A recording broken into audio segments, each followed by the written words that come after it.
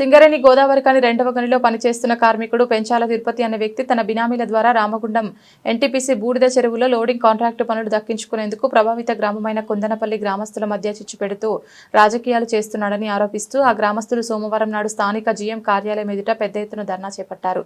సింగరేణి సంస్థ కార్మికులకు నేర్పిస్తున్న సంస్కృతి ఇదేనా అని మండిపడ్డారు.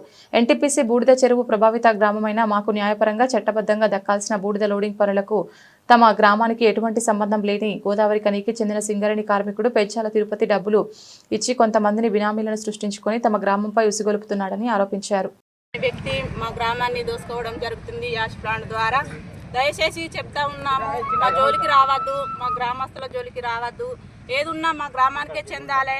ఈరోజు మేము కమిషనర్ దగ్గరికి పోవడం జరిగింది, అట్లాగే జిఎం ఆఫీస్ దగ్గరికి రావడం జరిగింది.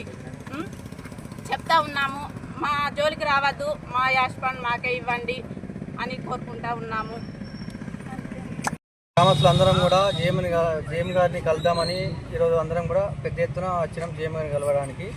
ఈ పెంచాల తిరుపతి అనే సింగరేణి ఉద్యోగి మా కట్ట మీద మేము ఏదైనా భూ నిర్వాసితులం 2000 ఎకరాల భూములు ఓటుకున్నాం.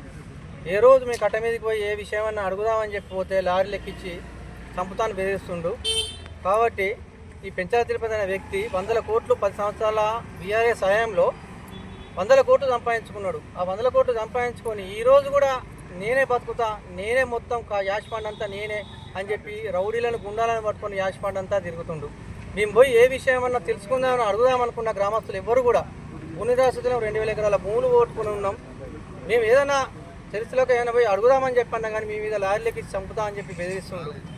కాబట్టి ఏంటంటే ఇలా మీ గ్రామస్తులు అందరం కూడా కలిసి ముందుకు పోయి అందరం కూడా యాష్ ద్వారా అందరం బతకాలని చెప్పి అనుకుంటున్నాం. వేరే సహాయంలో ఆయన పెంచాల తిరుపతి అనే వ్యక్తి 100 కోట్లు సంపాదించుకొని ఎవరికో వాళ్ళకి కావాల్సిన మాజీ ఎమ్మెల్యేలకు ముడుపులు ముట్టే చెప్పి ఆయన కావాల్సినంత దోచుకొని ఈరోజు కూడా మేము అదే రీతిగా మేము తింటా నేను బతుకుతా అని చెప్పి అదే విధంగా కొంతమంది టీఆర్ఎస్ కార్యకర్తలను 3-4 ముంగట పెట్టుకొని ఎన్నుకుండి బినామీగా ఎన్నుకుండి అంతా నడిపిస్తాడు.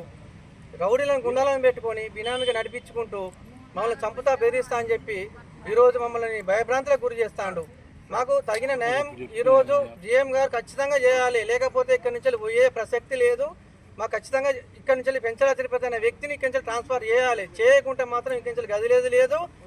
ఎంతవరకైనా అని మేము తెగించి పోరాడమే కుందనపల్లి గ్రామస్తులు అందరం కూడా కలిసి బతకాలని చెప్పి అనుకుంటున్నాం.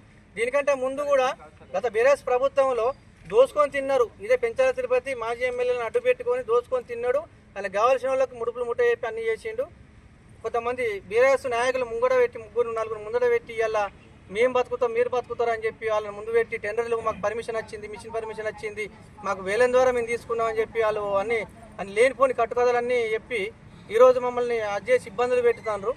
కాబట్టి మాకు తగిన న్యాయం ఖచ్చితంగా పెంచాల తిరుపతి అనేటువంటి ట్రాన్స్ఫర్ చేసి మాకు తగిన న్యాయం చేయాలి జీఎం గారు. లేకుంటే ఎక్కడికైనా పోతాం, బలరాం నాయకు హైదరాబాద్ పోయి కూడా కలుస్తాం.